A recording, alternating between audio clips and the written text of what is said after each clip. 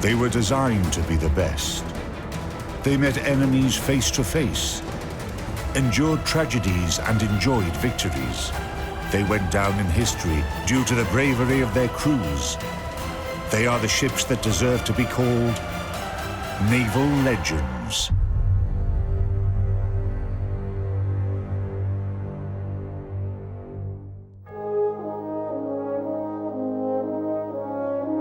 US battleship Alabama, British cruiser Belfast, and Polish destroyer Błyskawica. These ships are very different, but they all have one thing in common.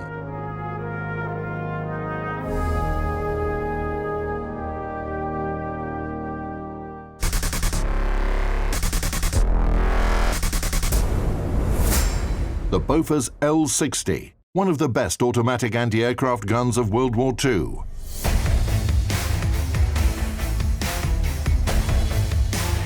It is estimated that this model of 40mm automatic cannon shot down more airplanes than all other anti-aircraft guns put together. Caliber, 40mm. Barrel weight, 103 kilograms. Barrel length, 56 calibers, 2,250mm. Loading principle, clips, 4 shots each. Rate of fire, 120 rounds per minute. Shell type, primarily fragmentation. Shell weight, around 900 grams. Maximum vertical range, 7,160 meters. Guns were installed in single, coaxial, quadruple, and 6-barreled mounts.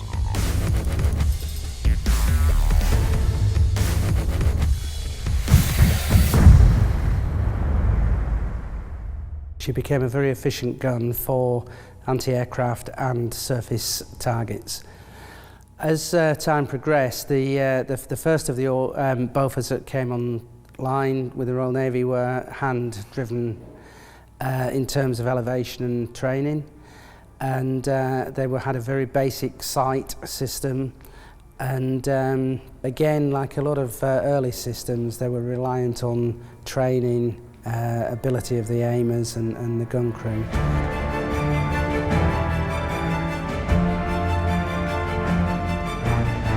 The specifics of World War II artillery relies on the fact that the smaller the caliber is, the more it depends on the gun crew, on their cohesion in combat. The performance characteristics of light guns, anti-aircraft guns, and Bofors in particular, are a combination of the artillery mount itself and the training and coordination of its crew.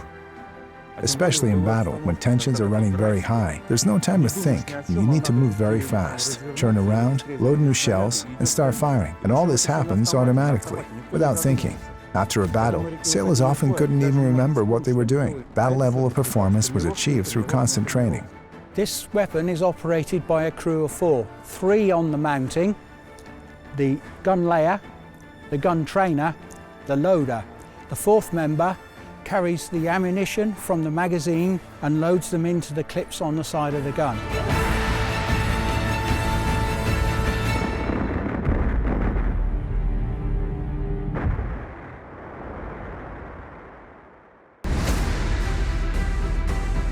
The L-60 was developed in neutral Sweden. Bofors, a metallurgy company, started manufacturing cannons around the 1870s. Then it was owned by the famous Alfred Nobel for a while. And after World War I, Bofors actively cooperated with the German Krupp consortium. In March 1932, the official trials of the automatic anti-aircraft cannon L-60 were completed, and it was put on the market. In 1933, British and American military engineers studied the gun and were quite impressed. The Swedish system was more effective than the obsolete British Vickers pom-poms and had more firepower than the Chicago pianos used by the US. The maximum vertical range of Bofors was almost twice that of the British gun, and though the Swedish system had a slightly lower rate of fire than its American counterpart, the shells it used were twice as heavy.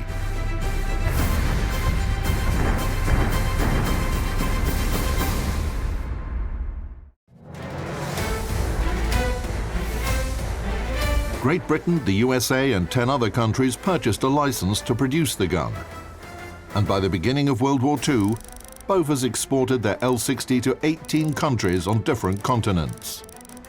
In particular, Denmark, Greece, Egypt, Siam, Australia, and Argentina. It wasn't just the Allies that used the Bofors L-60. Japanese forces captured several British guns in Singapore, and only their underdeveloped industry prevented them from mass producing them. The German Navy used L-60s captured in Poland, Norway, and France from 1939, under the designation Flak 28. They were installed on submarines and cruisers Admiral Hipper and Prince Eugen. However, the Swedish gun wasn't ideal and required modernization.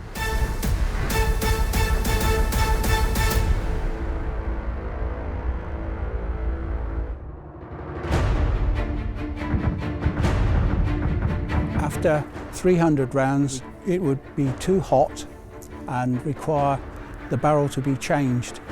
The barrel is air-cooled and therefore the ambient temperature plays a great part in how long it would actually require to cool down. During an intense battle, several hundreds or even thousands of shots are fired. That's why the issue of barrel replacement is so vital. This is why the gun crew was trained to carry out this maintenance under combat conditions. They could complete the procedure in mere seconds.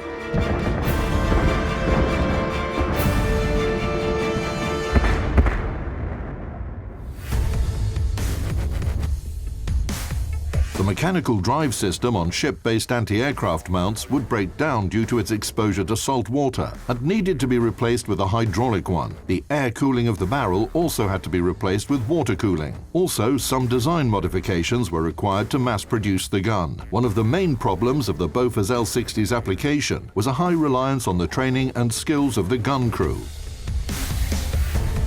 The job of the loader is to carry or load the gun by lifting the clip,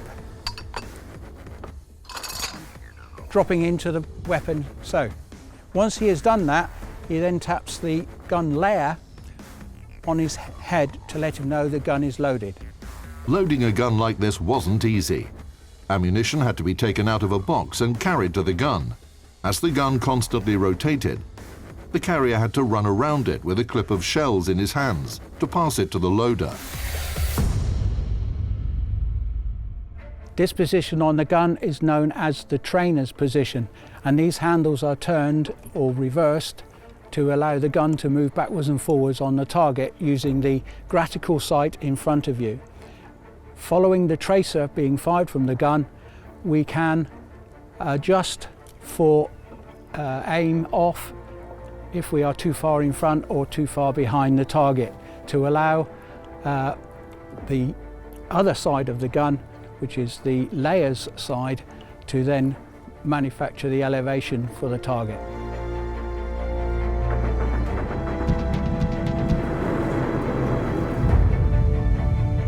As time went on, the gun developed, and so that we could come away from the hand-driven gun, she was turned into a hydraulic-driven gun, so she had pressure tanks and oils and such like. Which sped up the training and the elevation of the gun so that they could lock onto targets quicker.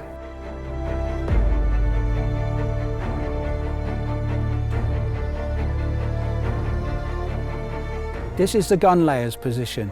He was also the captain of the gun and responsible for giving orders to the rest of the crew. He would, for instance, initiate the loading sequence by telling the loader to bring the gun to half cock. This means that the weapon can then be loaded with rounds into the auto feeder. He was also responsible for aiming the weapon using the 300-knot sight in front of him, using the tracers from the rounds to adjust accordingly.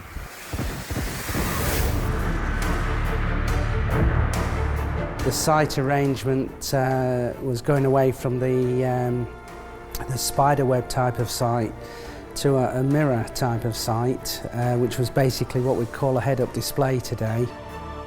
On small displacement ships, anti-aircraft guns were aimed manually, But on cruisers, battleships and aircraft carriers, the firing data was produced by directors, special systems that controlled anti-aircraft artillery by calculating targeting parameters and sending them centrally to the receiving devices on guns. The information on target parameters was supplied by anti-aircraft rangefinders and later by gun radars.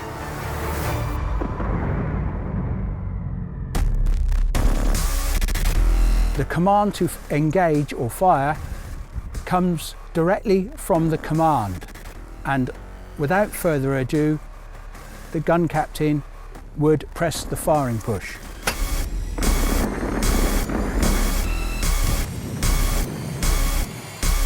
As long as he held his foot on the firing push, the gun would continue to fire as long as it had enough ammunition in the hopper to keep feeding it.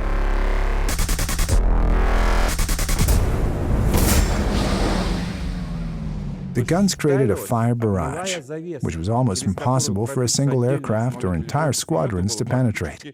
You can see it in old newsreels. There's literally a wall of fire in the air, and some plane trying to get through it.